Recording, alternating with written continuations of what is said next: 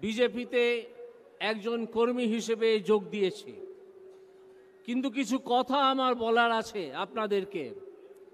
সরাসরি সেই প্রসঙ্গেই যাব।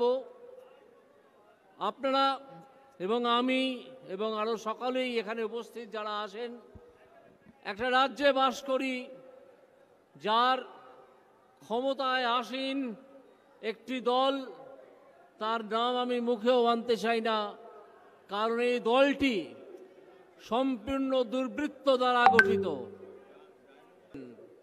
আজকে সময় আসছে, একটা নির্বাচন সামনে আছে।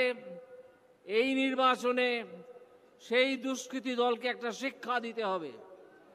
সেই শিক্ষা হচ্ছে তাদেরকে পশ্চিমবঙ্গ থেকে উৎখাতের শিক্ষা। পশ্চিমবঙ্গের ক্ষমতায় আসীন এই দুর্বৃত্ত দলটিকে বুঝিয়ে দিতে হবে যে তোমাদের মেয়াদ শেষ হয়ে গেছে। তোমরা যে পরিমাণ কাজ, যে পরিমাণ জালিয়াতি তোমরা বিভিন্ন বিষয়ে করেছো, খাদ্যে করেছো, বাসস্থানে করেছো, শিক্ষায় করেছো, তার মূল্য তোমাদের চোকাতেই হবে। এই যে আজকে 42টা লোকসভা আসনের নির্বাচন আসছে, ঘোষণা হয়ে যাবে শীঘ্রই, তাতে ওই তৃণমূল কংগ্রেস দুর্বৃত্তদের দল একটা ভোটও দেবেন না তাদেরকে। তৃণমূলকে আজকে আপনারা এখানে শপথ নিয়ে যান যে তৃণমূলকে একটা ভোটও নয়, আমাদেরকে 42টা আসনই দখল করতে হবে, যাতে তৃণমূল পশ্চিমবঙ্গ থেকে মুছে যায়। আমরা বিভিন্নভাবে বিভিন্ন সূত্রে সংবাদপত্রে খবর পাচ্ছি যে এই তৃণমূল দলটি আস্তে আস্তে ভেতর থেকে ভাঙতে শুরু করেছে। তাদের বহু কর্মী এবং নেতা দল ছেড়ে চলে যাচ্ছেন। তাদের পক্ষে আর সেই দলে থাকা সম্ভব হচ্ছে না, কারণ সিবিআই এবং ইডি সেই দুর্বৃত্ত দলের নেতাদের ধাওয়া করেছে। সেই দুর্বৃত্ত দলের নেতাদের সঙ্গে আর কেউ থাকতে চান না।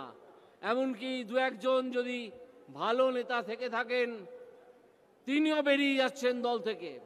এই দলটির সঙ্গে থাকা যায় না বলে সম্পূর্ণ দুর্বৃত্ত পরিবৃত একটি দল, তাকে এই আসন্ন লোকসভা নির্বাচনে আমি আপনাদেরকে আহ্বান জানাবো একটা শপথ নেওয়ার জন্যে।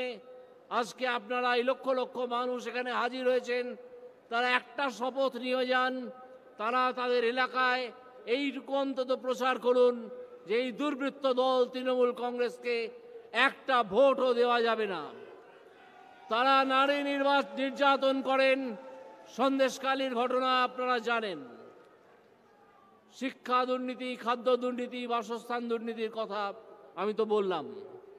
এই তৃণমূল কংগ্রেসকে একটা ভোটও নয়, এই শপথ আমাদের নিতেই হবে, যাতে 2026 সালের বিধানসভা নির্বাচনে তাদের বিদায়ের পথটা দেখিয়ে দেওয়া যায় যে তোমরা এই পথ দিয়ে অনেক দৌরাত্ম্য করেছো, অনেক চুরি জচ্চুরি ছেঁচড়ামি করেছো, এবার এসো।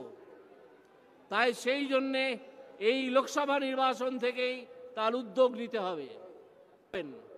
আমি আমার এই সংক্ষিপ্ত বক্তব্যে আপনাদেরকে সেই শপথ নেওয়ার কথাই অনুরোধ করব যে নো ভোট টু তৃণমূল।